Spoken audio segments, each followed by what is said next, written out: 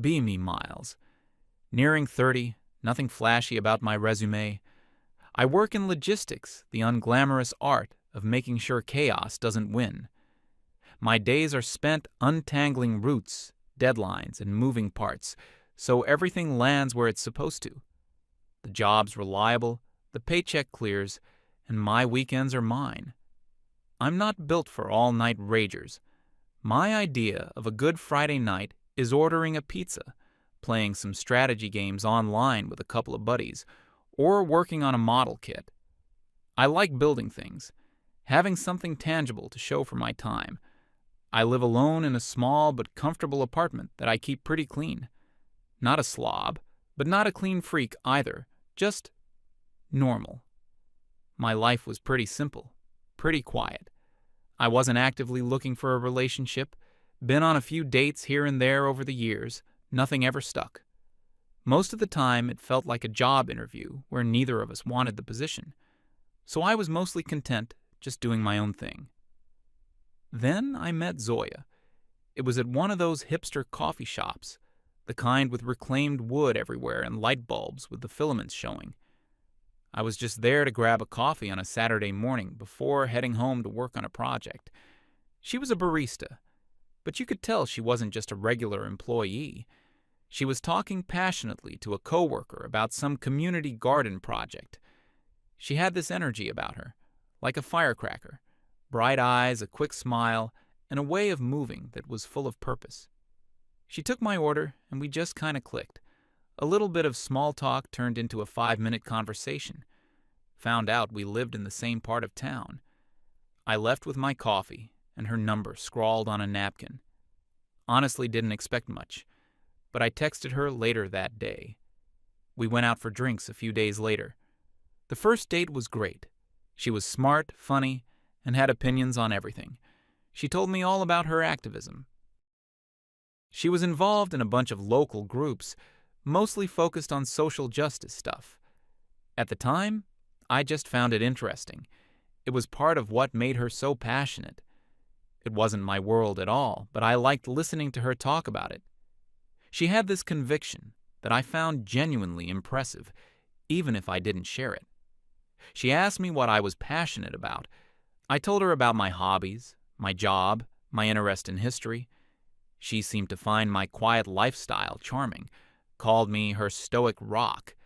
It felt like a good balance, her fire, my calm, yin and yang, that kind of thing. The first couple of months were honestly some of the best I've had. We spent a ton of time together. We'd go hiking, explore new restaurants, cook dinner at my place, binge-watch shows. It was easy, comfortable. Her activist stuff was still there, but it was in the background. She'd go to a meeting one night a week, maybe spend a Saturday afternoon canvassing for some cause. It was just her thing, like my gaming was my thing. We respected each other's space and interests. Or, so I thought. The first little crack appeared maybe 3 months in. It was so small I almost didn't notice it. We were scrolling on our phones on the couch, just chilling. She showed me an online petition about some new city ordinance. She told me it was really important and asked me to sign it. I read it over. It wasn't something I felt strongly about either way, and I generally don't put my name on stuff like that. I have a personal rule to keep my public life and my political opinions separate. I told her politely, "Hey, I'm happy you're involved in this, but I'd rather not sign. I try to keep a low profile with this kind of stuff." The smile on her face faded a little. Just a little. She said, "Oh, okay. I just thought you'd want to support it. It only takes a second." There was a slight edge to her voice, a hint of disappointment. I didn't think much of it, just reaffirmed that I supported her, and the subject changed.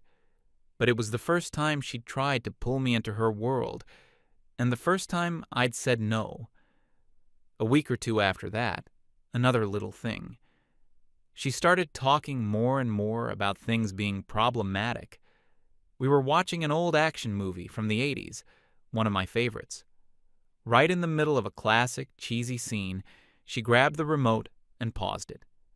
I looked at her, confused. She had this serious look on her face. She started to deconstruct the scene we'd just watched.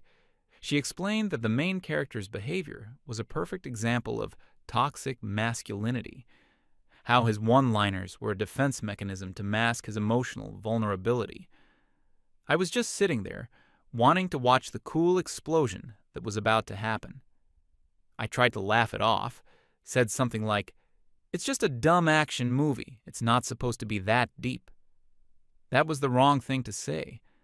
The look she gave me was one of genuine disapproval. She told me that uncritical consumption of media was how these harmful stereotypes get perpetuated, that by not questioning it, I was passively accepting it. We ended up having a 20-minute lecture instead of finishing the movie. I didn't argue. I just nodded and said, "I see your point," until we could finally press play again. But the mood was ruined. I couldn't enjoy the movie anymore. I felt like I was being tested, and I had given the wrong answer. This started happening more often. Everything became a potential lesson, a teachable moment. A song on the radio, a commercial on TV, a story I told about my day at work. It was all put under her ideological microscope. It was exhausting. I felt like I couldn't just relax and be myself around her anymore. I had to constantly monitor what I said, wondering if it would be deemed problematic. Then she started in on my friends. I have a small group of close friends I've known for years. Good guys. We play games. We help each other move. We talk trash about sports, normal friend stuff. I invited her to a casual barbecue at my buddy's house. She was a bit quiet, didn't really join in on the banter, which was fine. I figured she was just shy around a new group. On the car ride home, she was silent. I asked her if she had a good time. She waited a minute before answering. Then she told me she was deeply uncomfortable with the vibe of my friends. I asked her what she meant. She pointed to a joke my friend made about his own terrible luck with DIY projects, calling himself useless around the house. Zoya explained that this was a form of performative incompetence, a subtle way men reinforce gender roles by pretending they can't do domestic tasks. I was floored. I tried to explain that it was just a self-deprecating joke, that the guy literally just spent 2 weeks renovating his own kitchen. She just shook her head and said, "I didn't get it." She told me I needed to be more aware of the company I kept, because they were a reflection of my own unexamined biases. That was a tough pill to swallow. She was essentially telling me my lifelong friends were bad people, and that I was guilty by association. I defended them, of course. I told her they were great guys, and she was reading way too much into a single joke. The conversation ended in a tense silence. We didn't talk much for the rest of the evening. I started to notice a pattern. Whenever I did something she approved of, I was showered with affection. When I did something that went against her worldview, she would become cold and distant. It was subtle emotional blackmail. I was walking on eggshells all the time.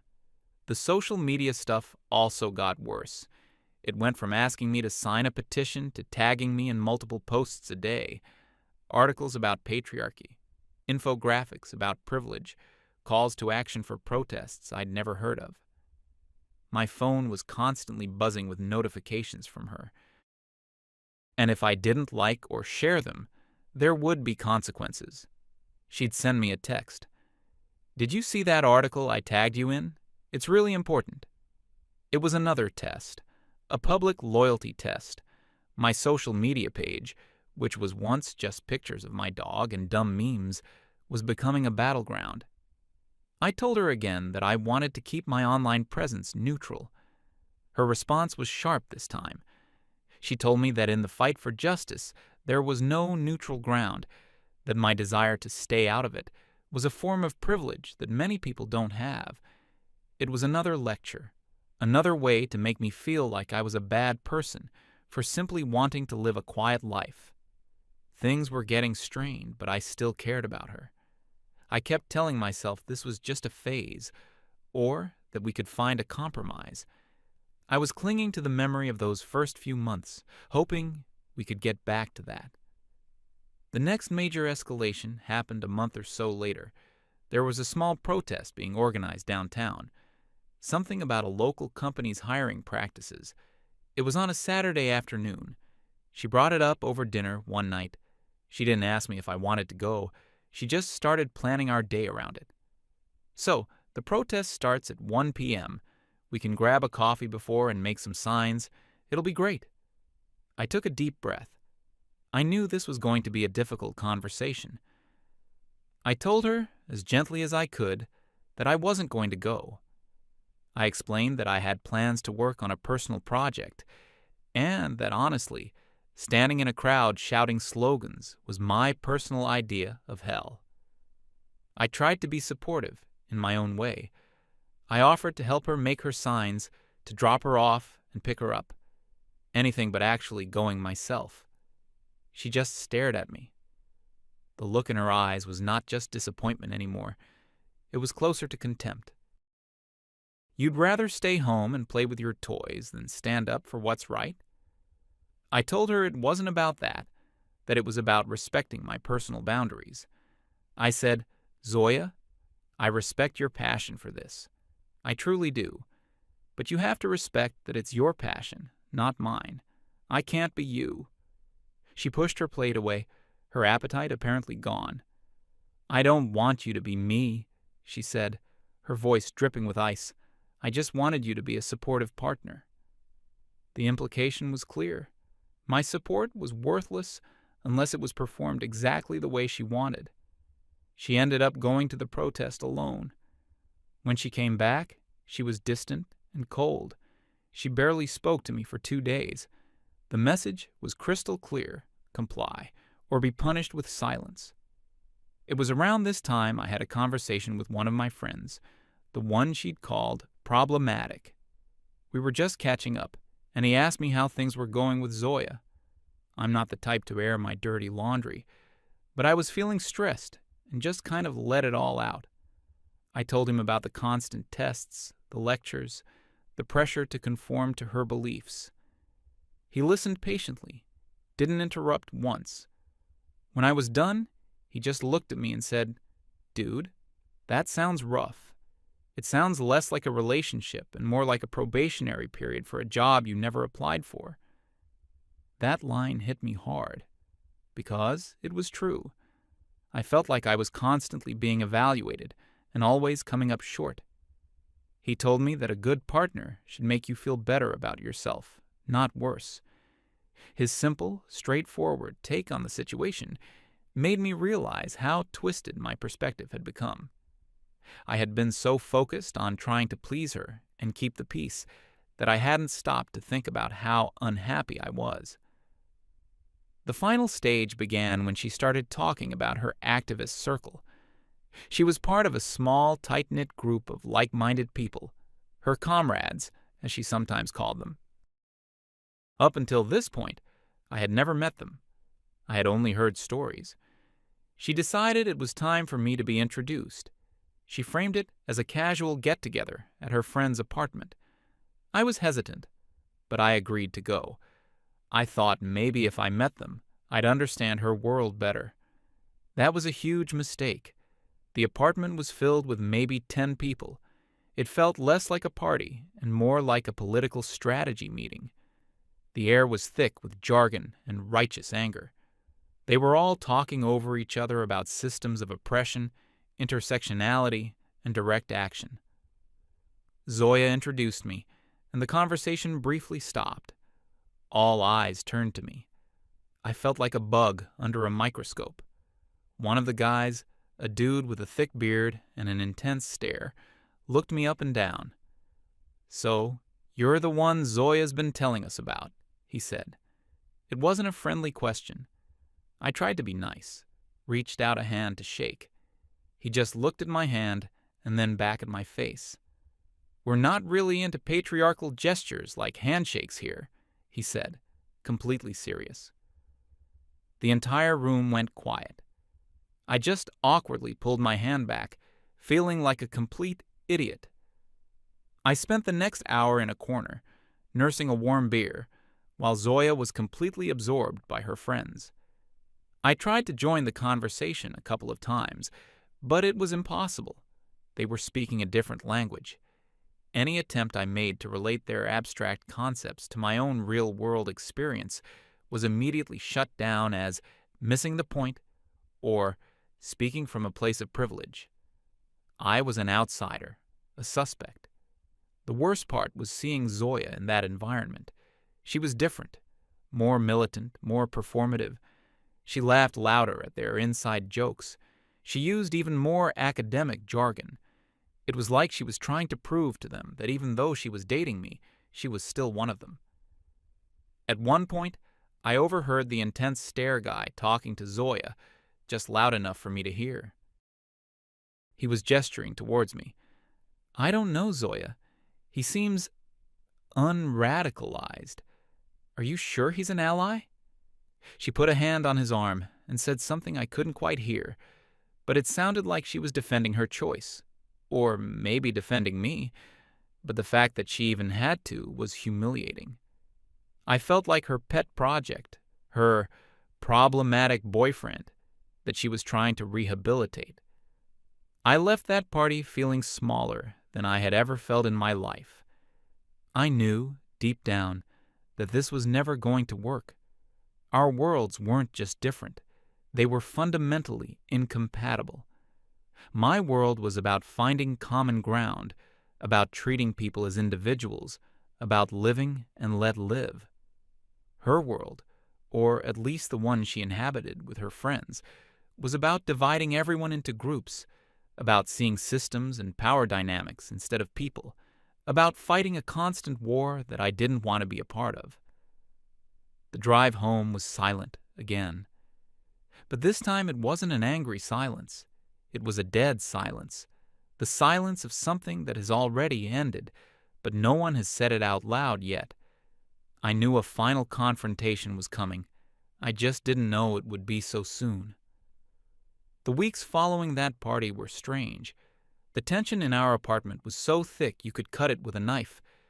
Zoya was civil, but distant. The warmth was gone. It felt like living with a roommate who secretly resented you.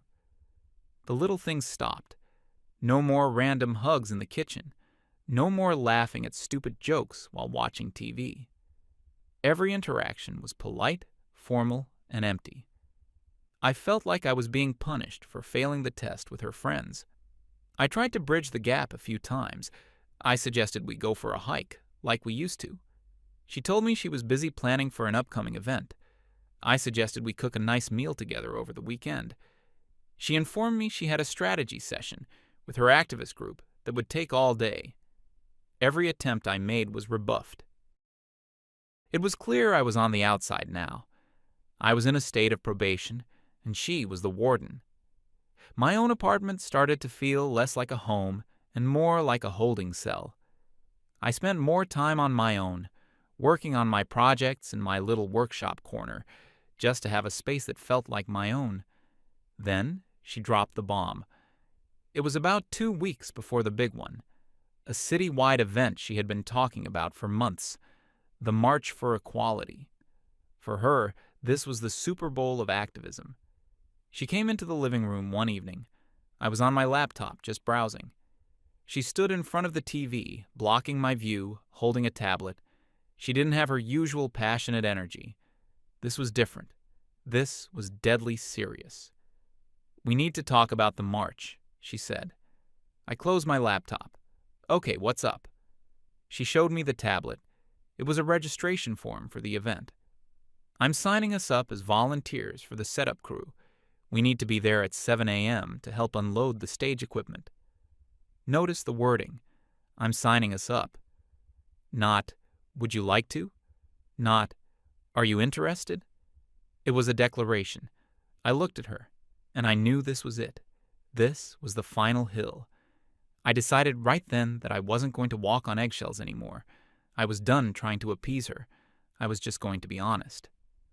"Zoya, I'm not going to the march," I said. I said it quietly, without anger. Just a simple statement of fact. She blinked, as if she hadn't heard me correctly. What did you just say?"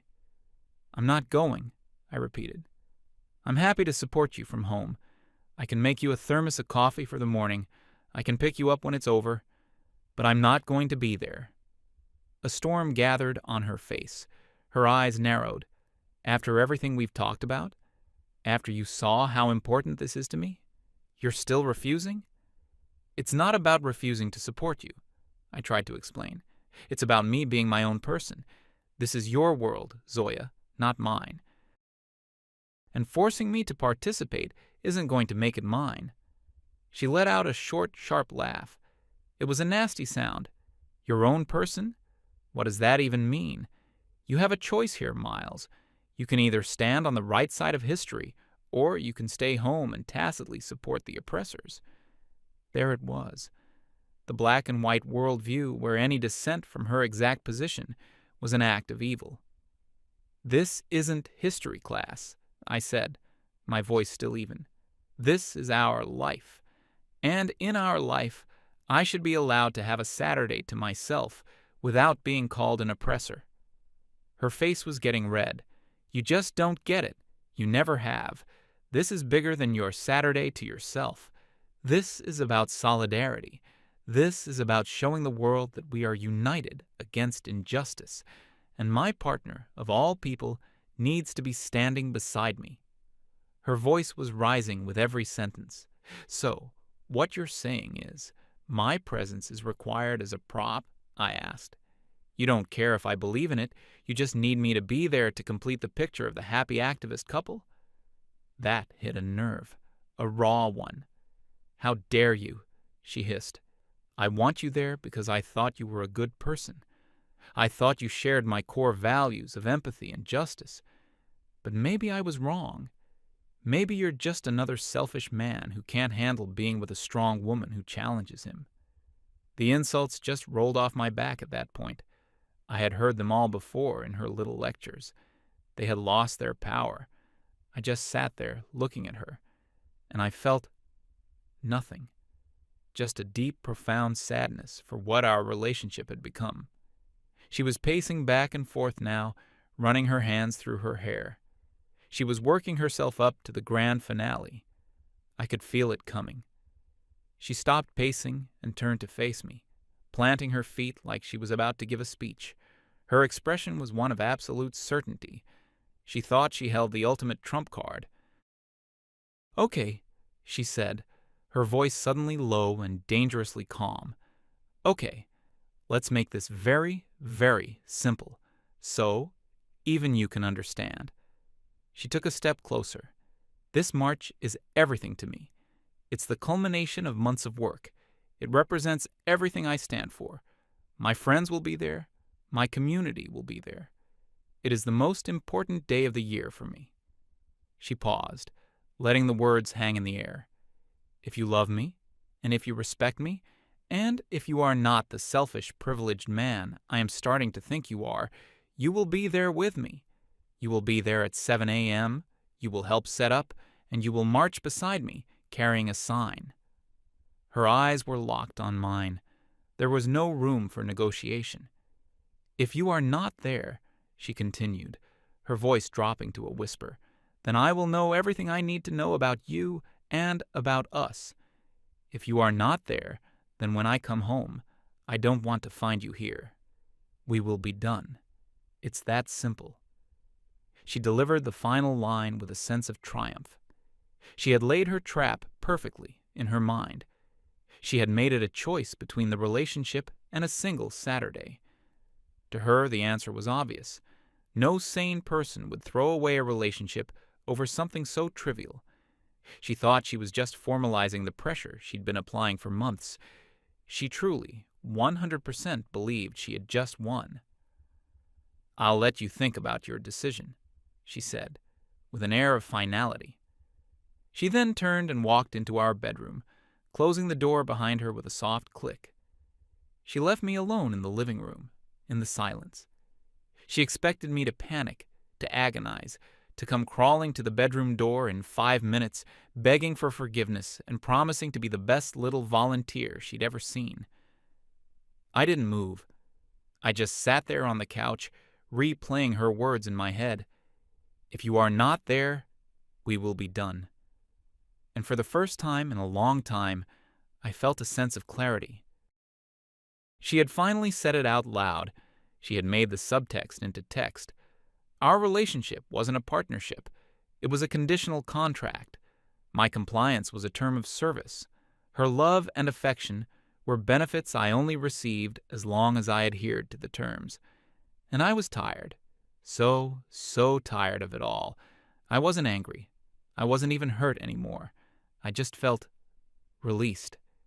She had just handed me the key to my own cage, thinking it was a chain. I sat there for maybe 10 minutes. The silence in the apartment was absolute. I pulled out my phone. I scrolled through my contacts and called my friend, the one who said it sounded like a probationary period. He picked up on the second ring. "Hey man, what's up?" I didn't beat around the bush. "Hey, you have a minute? Zoya and I just had a conversation." I explained the situation to him, calmly, factually. I told him about the march, the demand, and the ultimatum. I relayed her exact words. "If I'm not there, we're done." He was quiet on the other end of the line for a moment. Then he just said, "Wow, so she's really putting it all on the line, huh? What are you going to do?" I took a breath. "I'm not going," I said. There was another pause. "Good for you, man," he said, and I could hear the relief in his voice. "Seriously? Good for you?" We talked for a few more minutes. He offered me his couch if I needed it. I told him I appreciated it, and that I'd call him back later. We hung up. That conversation solidified it. Hearing a sane, outside perspective confirmed I wasn't crazy. I wasn't the bad guy here. I was just a guy who wanted to be respected. I stood up from the couch. I walked over to the bedroom door. I didn't knock. I just opened it and walked in. Zoya was sitting on the edge of the bed, scrolling on her phone. She was pretending to be casual, but I could see the tension in her shoulders. She looked up at me, a carefully constructed neutral expression on her face, but her eyes held a spark of smug expectation. She was waiting for my surrender. "So," she said, putting her phone down, "have you come to your senses?" I stood there in the doorway, about 10 feet away from her. I didn't try to argue. I didn't try to explain myself again. I just gave her the answer she asked for. "Yes, I've thought about it." A small, triumphant smile started to form on her lips. "And?" she prompted. "I'm not going to the march," I said. The smile vanished. It was like watching a computer program crash in real time. Her face went through 3 distinct phases in about 2 seconds. First, confusion. Her brow furrowed. It was clear her brain was refusing to process what I'd just said. "I'm sorry. What?" she stammered. Second, denial. A flicker of nervous laughter escaped her lips. "This is a joke, right? This isn't funny, Miles." I just looked at her, my expression unchanged. Then came the third phase, shock. Her jaw literally dropped. Her eyes went wide. The full reality of the situation hit her like a physical blow. She had overplayed her hand, and she had just lost everything. "So," I continued, my voice still quiet and calm, "as you said, that means we're done. I'll just pack a bag with some essentials for now, and I'll arrange a time to come back for the rest of my things later." She shot up from the bed. "You can't be serious," she yelled, her voice cracking. "You're breaking up with me? You're throwing all of this away over one stupid march?" It was incredible. She was trying to frame it as my decision, as me being the one to end things. "I'm not the one who made it a condition of our relationship," I said. "You did. You gave me the choice. I'm just respecting your terms." The shock on her face was now rapidly being replaced by pure, unfiltered rage. "Respecting my terms? Don't you dare twist this. This is because you're a coward. You're so trapped in your pathetic little comfort zone that you'd rather end a relationship than face the real world for one afternoon." I didn't respond. I turned around, walked to the closet, and pulled out my duffel bag from the top shelf. I laid it on the bed, on the side that used to be mine, and started calmly taking a few shirts out of a drawer. Seeing me actually packing seemed to break something inside her. She started screaming. "You are unbelievable. You're just another fragile man who can't handle a woman with a passion. You just wanted me to be quiet and sit on your couch and watch your stupid movies. You never supported me. Not really." I continued to pack. A few pairs of socks, a toothbrush from the bathroom. Each item I placed in the bag was like a nail in the coffin of her world view. Her entire strategy was based on the assumption of my emotional weakness, my fear of losing her. She was watching that assumption crumble before her very eyes, and it was driving her insane. "This is about your ego," she shouted, tears now streaming down her face. But they weren't tears of sadness. They were tears of fury. "You just couldn't handle that I was part of something bigger than you, something important." I zipped up the bag. It wasn't very full, just enough for a few days. I slung it over my shoulder and walked towards the bedroom door. She stood in my way, blocking the exit. "You are not walking out that door," she said, her voice trembling with rage. "We are going to talk about this." "There's nothing left to talk about," I said, looking her in the eye for the last time. "You made the rules, Zoya. I just decided to play the game." I moved to the side to walk past her. For a second, I thought she might physically try to stop me, but she didn't. She just stood there, defeated, and let me pass. I walked out of the bedroom, through the living room where it had all ended, and to the front door of the apartment. I put my hand on the doorknob. I paused, and I said one last thing, without turning around to look at her. For what it's worth, it was never about the march. It was about you trying to turn me into someone I'm not. It was about respect. Then I opened the door, stepped out into the hallway, and closed it behind me. I didn't hear a sound from inside, just silence. The deafening silence of a battle that was lost before it had even begun. And as I walked down the stairs and out into the cool night air, I didn't feel sad. I didn't feel angry. I felt free.